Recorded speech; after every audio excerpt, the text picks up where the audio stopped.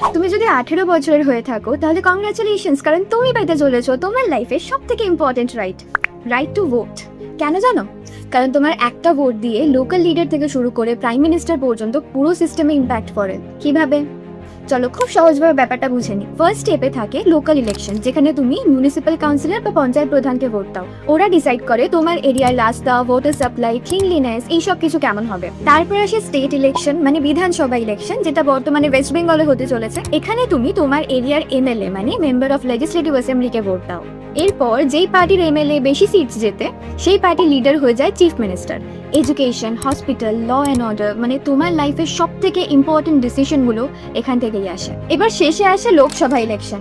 Number wise দেখতে গেলে এটা সব থেকে বড় ইলেকশন, কারণ তখন দেশের সব মানুষ একসাথে ভোট দিতে যায়।